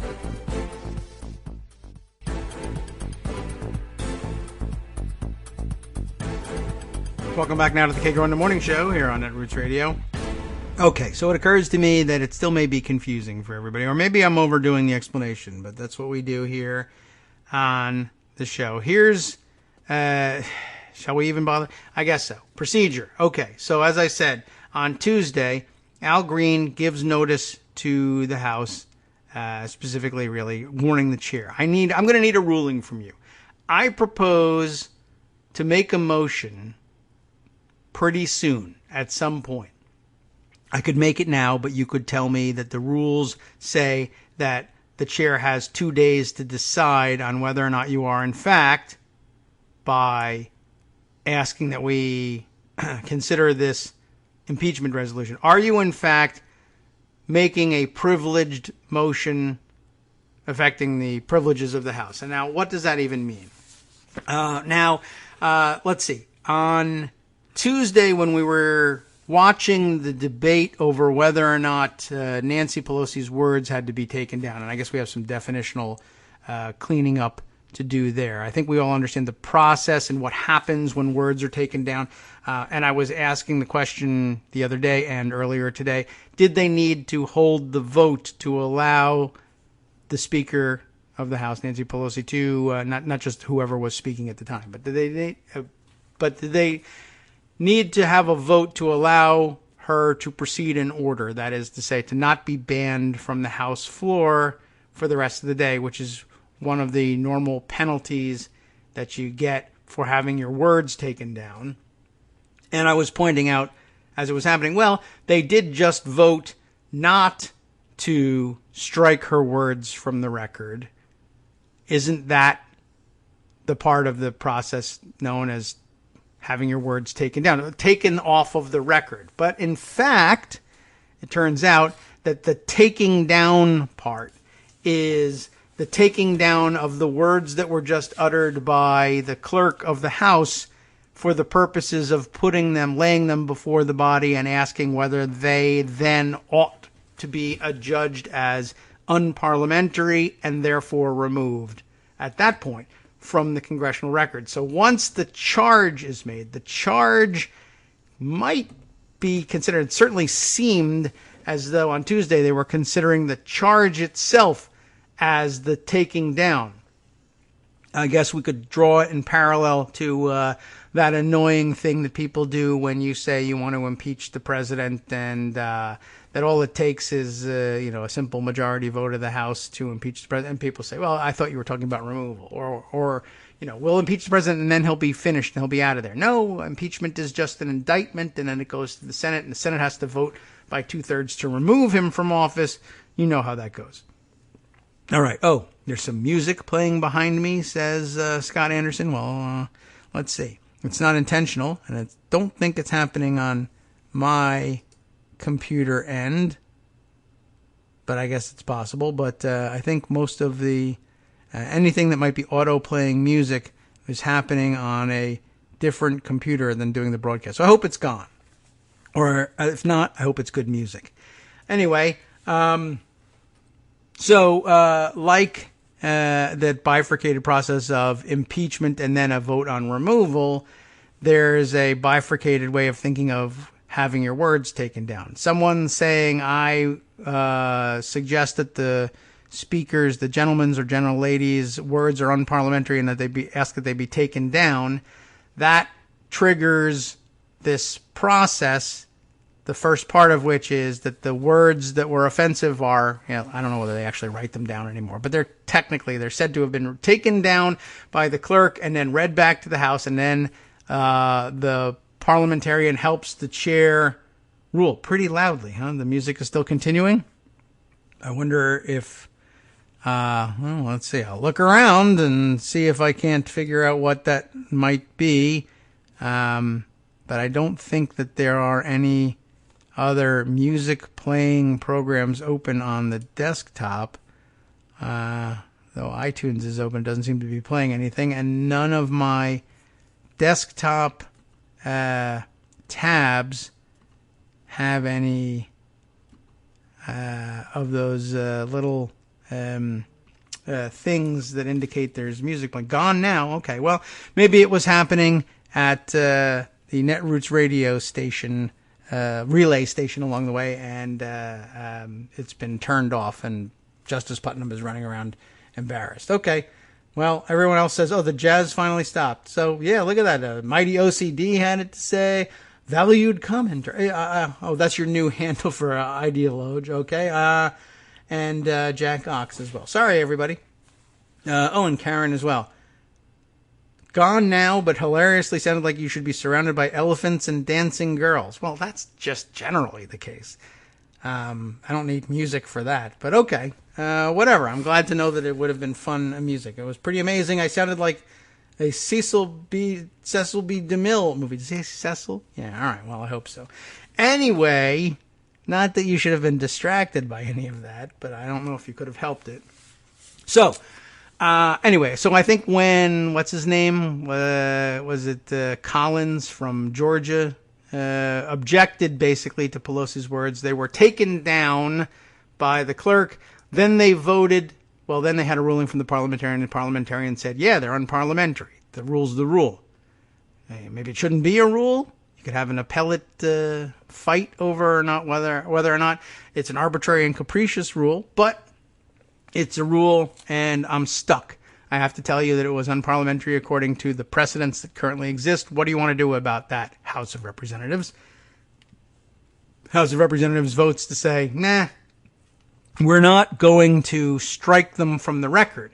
But they have already been taken down, technically, and so it therefore becomes necessary to have a vote to allow the Speaker to proceed in regular order as though the words were not taken down. And that was the vote. That was the second of the two votes. So immediately following that, and then they proceed with further debate on the resolution condemning Trump's racist comments. I noticed that, Swalwell immediately took them almost back into the same fight by reading off the president's prior racist comments, including the old S-hole countries comment, and that almost got him in trouble. Anyway, they passed the resolution. They move on. Al Green stands up and says, okay, given what we just did, I now am giving notice to the House of my intention to offer a motion which I believe is entitled to privilege. And that motion is that we immediately take up my resolution proposing the impeachment, directly proposing the impeachment of Donald Trump. And you can do that.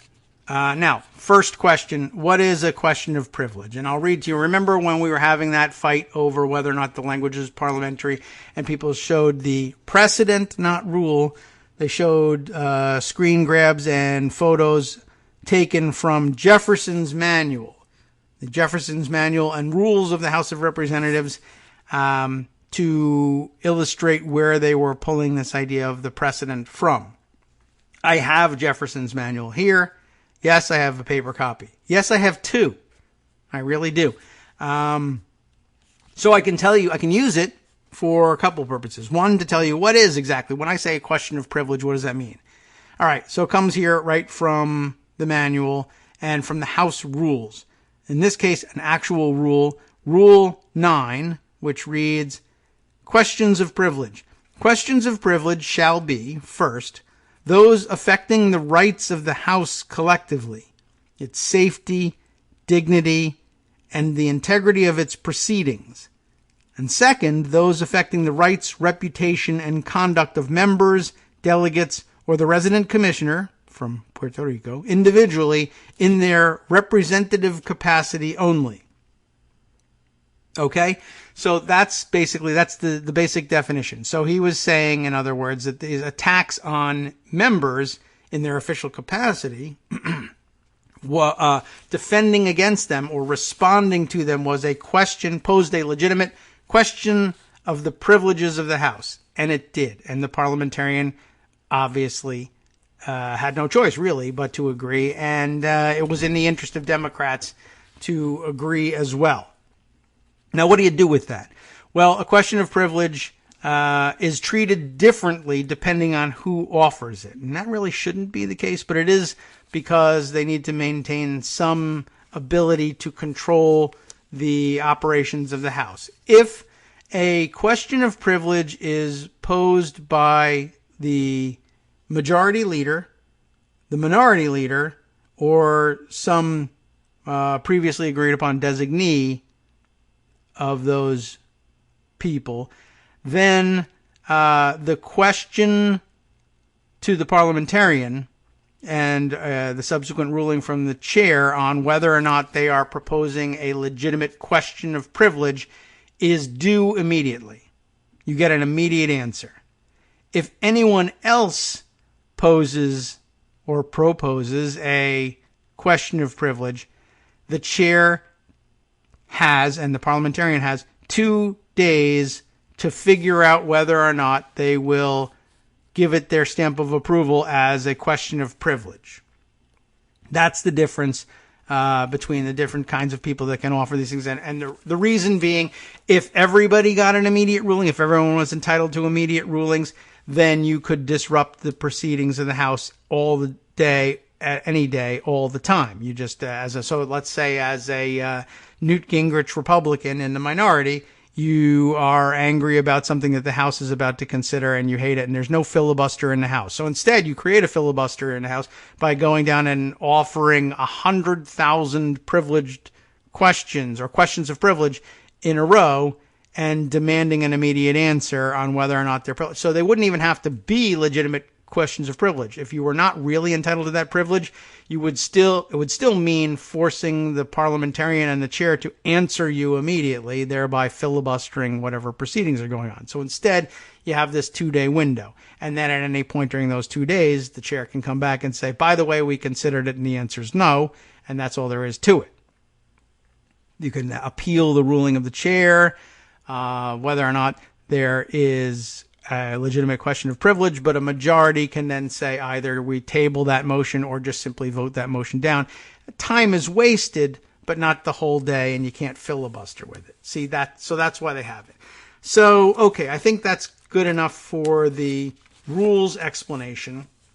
So we then move to, there's no question about it, what Green is proposing is, in fact, a privileged question. And, in fact, there are other citations in Jefferson's manual that directly bear on the question. If you're having any difficulty trying to decide, is it a question of privilege of the House? For instance, if you were impeaching the president because he farted in an elevator, let's say, and did it purposefully, and that's a difficult thing to deal with, and everybody hates it, and it's I have a feeling it happens a lot with Donald Trump, and that's why he uses escalators. But ordinarily, you might say, for instance, if you were going to impeach him for it, well, you're in luck under the rules there, because it's a direct proposition of impeachment. But as a question of the privileges of the House, if you were doing anything else on it, legislating on it, offering a resolution about it, unless other members of the House in their official capacities were trapped in the elevator with him, you might not have framed a legitimate question of privilege. However, if you are directly proposing to impeach the president for that, you may face trouble in the House and in the Senate on the question of whether or not that's a high crime or misdemeanor. But if you've ever had that happen to you, I don't know if you have that much doubt. But there are others who have been lucky enough to escape that fate and might say, well, how bad could it really be? Does it rise to the level of impeachment? That's a question for later. However, under the rules of the House, a resolution directly proposing the impeachment of an official, the president or otherwise, I think, but at the very least in the case of the president, a resolution directly proposing the impeachment of the president is, by definition, even if the reason is stupid, the proposal is a question of the privileges of the House and a question of privilege of the highest order. So there was no question but that Green was entitled to this privilege within the 2-day window, and he got it. In fact, they gave it to him in 1 day. So on Wednesday, they came back with the consideration of his the motion having been adjudged privileged. The resolution was the current business of the day. Now, what was the resolution? This, too, is important. It was, in fact, impeaching the president over his racist comments, and in particular, the racist comments about which the House had debated the day before and screwed up the procedure for doing it, and also arguably, that internal caucus disagreement about whether or not it should be a censure motion or something stronger versus the general condemnation that eventually, the condemnation language that was eventually brought to the floor and got all of 4 Republican votes.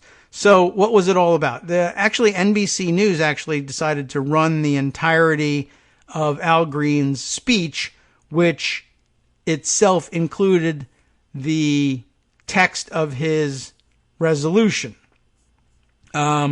which, let's see, where does it begin? It begins here. The text of the form of the resolution is as follows, as he says. Madam Speaker, he says, pursuant to Clause 2A1 of Rule 9, the rule I was just telling you before, I rise to give notice of my intention to raise a question of the privileges of the House. That was what happened on Tuesday. The form of the resolution is as follows, which means that everything coming after this is the text of his resolution. The title, Impeaching Donald John Trump, President of the United States, of high misdemeanor, resolved. That's the title. Now, resolved that Donald John Trump, President of the United States, is unfit to be president, unfit to represent the American values of decency and morality, respectability and civility, honesty and propriety, reputability and integrity, unfit to defend the ideals that have made America great, unfit to defend liberty and justice for all, as is told in the Pledge of Allegiance. So it goes on like this for a while, and it's not that it's unimportant to read these things, but the point is this. One, many people correctly thought of it as not a wholly formed article of impeachment, that being a jerk isn't really by itself an impeachable offense. And, despite reference to, our founding documents say things like, that we ought to have, where are we? The liberty and justice for all. And that's not even from a founding document. That's just from the Pledge of Allegiance, which is, frankly, not that persuasive as an authority. Okay, there's a problem there. A lot of people thought, one, that doesn't rise to the level of high crime and misdemeanor, or two, it's just, it's essentially a flight of fancy here. It's not a well thought out thing, not like the Mueller report will be.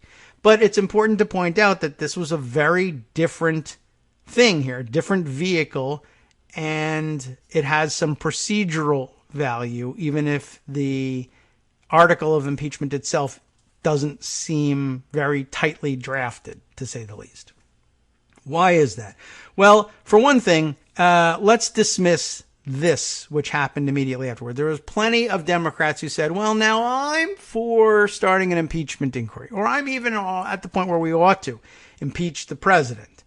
But this proposal is not what I'm focused on.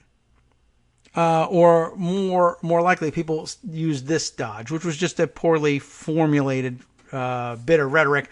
Well, we really need to wait for Mueller to give his testimony later in the month, next week, I believe, and then it will be time to consider things like this. Well, this proposal for impeachment doesn't touch, I could read you the whole thing, but take my word for it, it doesn't touch the Mueller report material at all. So it's a dodge, a complete non sequitur to say, well, we need to wait for Mueller's testimony. Because for one thing, Mueller has told you 100 times, there's not going to be anything in my testimony. And I'm not certain I believe it. It may change. But he says there's not going to be anything in his testimony that isn't already in the report. Okay, fine. Take him at his word. Or don't. Think there's going to be a new bit of testimony. The point is, it won't have any bearing on Green's resolution, because there's nothing in Green's resolution about the Mueller report or testimony or anything. Not Russia, it's not in here. Obstruction of justice isn't in here. There's nothing Mueller's going to tell you next week that's going to have any bearing on what to do with this resolution. That's crap. Throw it out immediately. Speaker said it. It's crap. Throw it out. Other people said it. It's crap. Throw it out. Nonsense. Non sequitur. And I don't like it when, and as I've said, I consider it bullying when you obfuscate and mislead like that. And people will just say, oh, well, impeachment, so it must be about the Mueller report. And so I see what you're saying. Wait for Mueller. Okay, yeah, right. Okay, that's a serious point. It's not. It's bull, and you shouldn't do it.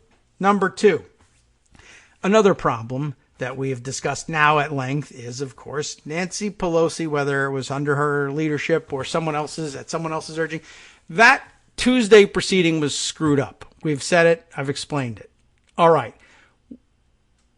It was meant to give the House an opportunity to discuss the president's habit of racism and making racist comments. Although now Pelosi says, well, I'm not saying the president's racist. I'm saying his comments were racist. Okay, I'll allow you to parse that hair. That's fine.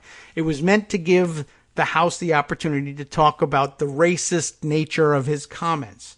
Well, it sort of did and it sort of didn't, because it ended up with a giant pie in the face for Pelosi, who was driving this process. And it turns out that, according to the rules, no, you weren't allowed to discuss this stuff, even though Emanuel Cleaver let it go. And I guess I'm glad he did. And like I said, it ended with a giant pie in the face for you. And it was only through sheer force, the numbers that we have, and thank God we have it, as a majority, that you didn't have your words stricken from the congressional record and weren't banned from speaking for the rest of the day, which would have been a giant embarrassment. And the squad and others helped bail you out of that. Yes, already covered that story. Now, was there a way, though, to get an opportunity for the House of Representatives within the existing rules and precedents to have a chance to discuss this problematic racism as expressed in the comments of the president and not necessarily in his person? And the answer is yes, there was. And what about this? Was there a way to allow the House to express the problem of racism in his person? To hell with the comments. Yes, there was. And would you like to know what that way is? Here, I'm going to read you another part of Jefferson's manual. Here from section 604, as derived from the discussion of the topic of impeachment in Jefferson's manual, as opposed to in the rules of the House, but some of the commentary and precedents that exist here. As I've told you, a direct proposition to impeach is a question of high privilege in the House and at once supersedes business otherwise in order under the rules governing the order of business. So in other words, you propose to impeach the president directly, you get the privilege and you get not only your answer in 2 days, but along with the answer comes the opportunity to debate your resolution for 1 full hour. It further says elsewhere in here, by the way, that a proposition to force or to order an investigation into whether or not impeachable crimes have been committed is not necessarily a question of privilege, and in fact doesn't get the hour of debate and is treated very differently. Al Green has teamed up in the past with Rashida Tlaib on such a resolution and submitted a resolution demanding that the Committee on Judiciary begin an impeachment inquiry, which is what everybody said they wanted. Well, Green has the right idea to try to force a debate, but it should have been a demand for an impeachment inquiry. Well, it shouldn't have been, because a demand for an impeachment inquiry gets referred to the Rules Committee, not Judiciary, for one thing, and for another thing, isn't a question of privilege and doesn't get the hour of debate. Green wanted debate and a vote, and he got it. Could he have asked for an inquiry? Not, and also get the result he got, which was the debate and fight. But also, it's important to point out that, as it turns out, that when an impeachment resolution is pending, which is what happened yesterday, there was a resolution proposing the impeachment of the president, and it was pending before the House. And when such a resolution is pending, well, at that point, you actually can refer directly to the misconduct of the president within the rules and precedents. In other words, they could have had the very debate that they had or wanted to have on Tuesday without the gigantic embarrassment, at least under the rules, of Nancy Pelosi pieing herself in the face. Now, to be sure, Republicans could still have raised the objection and just have lost at the level of the parliamentarians' decision, but they had the opportunity to do it, and they wouldn't take it yesterday. So for those who were saying, well, I like what Green has to say, sort of, in theory, but the timing was problematic. Now, counterpoint, the timing was perfect. It was right after you attempted to have a debate about the president's racism, but screwed it up and ended up pieing yourself in the face instead. So, like I say, counterpoint, in answer to that, Al Green says, well, I have a vehicle that will allow us to do that. And if you don't like it because you don't think it's a tightly drafted article of impeachment, the answer for you is, instead of moving to table it, which is what they did yesterday, you could move to refer it to the Judiciary Committee. And you could even vote to move it there with the instruction that the committee be obligated to investigate it and fill in the blanks, either to fill in the blanks that would, for some reason, allow you to impeach the president for being a racist, or fill in the blanks with other stuff that would be impeachable. In other words, you would be handing the Judiciary Committee a vehicle that they could take up at any time and look into, ask questions about, or amend in some way, like by adding Mueller material at that point. And every time they ask questions about whether or not this was an impeachable offense, or whether or not they should add new counts of things that they did think were impeachable offenses, why, that would be an impeachment inquiry. What an interesting way of getting to exactly that thing which so many Democrats said they wanted, even though they decided they didn't want Green's resolution voted on at all. Now, I will put this out there as well. A lot of people said that this was a sound defeat for the forces of impeachment, or for Al Green's approach to impeachment. It did get 95 votes. And although they were probably casting those votes based on some of them based on something else, the fact of the matter is 95 votes in the House among the Democratic caucus. This is the highest number so far. We're still only in the 80s endorsing impeachment inquiries. There were 95 votes for an impeachment resolution that didn't have one jot of Mueller material in it. What does that mean? It either, of course, means that members of Congress are casting their votes based on sentiment and not the actual substance, sure. Or it means that there is actually more interest in impeachment than the 80 number would tell you, and that it's growing faster than you think.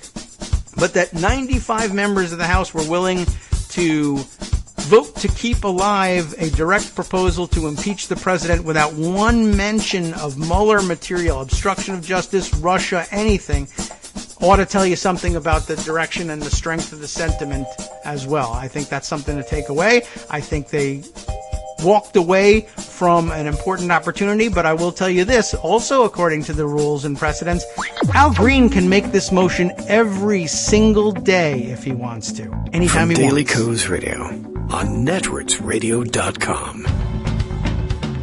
You have been listening to the Kagro in the Morning Show with David Waldman. All right, of course I have more to say about this, but it's time to hand the microphone over to Justice Putnam for bringing you the West Coast Cookbook and Speakeasy, or Speakeasy and Cookbook. I've reversed it now. There it is. It's Cookbook and Speakeasy. I've said it 100 times. How can I not have this right? Lots to come. All the juiciest stuff from around the world. Do stay tuned. He does it right.